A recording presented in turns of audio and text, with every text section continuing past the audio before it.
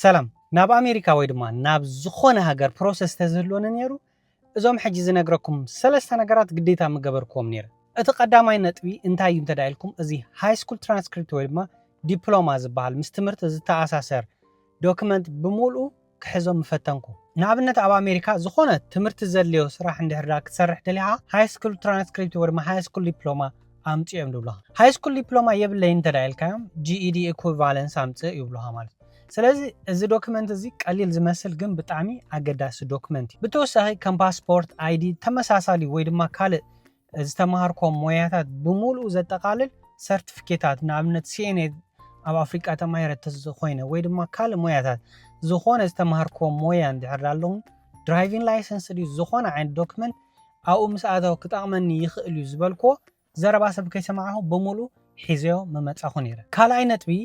ኣብቲ ዓዲ ምስኣተኻ ምስቲ ሰብ ክትረዳዳ ምስቲ ባህልን ልምድን ክትለማመድ ክትክእል ኣለካ ነዚ ክትገብር እንድሕር ኣኾንካ ድማ ኣገዳሲ ነገር ቋንቋ እዩ እንታይ ምገበርኩ ነይረ ናይቲ ሃገር ቋንቋ ክምሃር ምፈተንኩ ንኣብነት እንግሊሽ እንድሕር ኮይኑ ናይ ኣሜሪካን እንግሊሽ and British English ትባሃል ኣሎ ኣሜሪካን እንግሊሽ ድምህሩ ሰባት ኣብ ዩቲዩብ እንዳኣተኹ ብምሉኡ ጥራዝን ፒሮን ሒዘ ኣጥቢቐ ምተማሃርኩ ነይረ ትምህርቲ ጥራይ ደይኮነ ዝተፈላለዩ ናይ እንግሊሽ ሙቪስ እንዳራእኹ ደርፊ እንዳሰማዕኹ ብዝተፈላለየ መገዲ ንነብሰይ ምምሃርኳ ነይረ ብድሕሪኡ ኣብዛ ዓዲ መፅአ ስትራግል ከም ዘይገብር ፍሉጥ ነገር እዩ እቲ ሳልሳይ ነጥቢ ናተይ ዝኾነ ፊውቸር ፕላን ኣብ ሓንጎለይ ሰት ገይረ መመፃኹ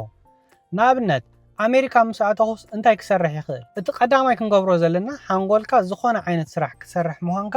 የእሚንካዮ ምምፃእ ገለገለ ሰባት ስራሕ የእትወኒ ይብሉኻ ሓደሽቲ ኮይኖም እሞ ከምዚ ረኺበልካ ኣለኹ ፅሬት ወይ ድማ ከምዚ ቁርብ ከምዚ ናይ ምሽካም ዘለዎ ክኸውን ይኽእል ገለገለ ኩክ ምግባር ክኸውን ይኽእል ዝተፈላለየ ነገር ኣታግደፈና ኣባ ኣነስ ከምዚ ክሰርሕ ገለብለካ ማለት እንድሕር ዳ ከምኡ ዓይነት ስራሕ ክትሰርሕ ሓንጎልካ ኣዳሊኻዮ ዘይመፂኻ ኣብዚ ምስ መፅኻ ክትዕወት ክትክእልን ኢኻ ማለት ኣነ መጀመርያ ዝሰርሖ ዝነበርኩ ስራሕ ኩክ ድገብር ነይረ ኣብ ሓደ ሬስቶራንት ችክን ትጠብስ ሓውን ገለመለም ብጣዕሚ ይኸቢድ ግን ኣማራፂ ስለ ዘይነበረኒ ወረቐት ከድልየካዮ ገለመለ ኩሉ ስቴፕስ ክሳብ ዝሓልፍ ዓመትን ገለመለን ንፋስን ቁርን ከይበልኩ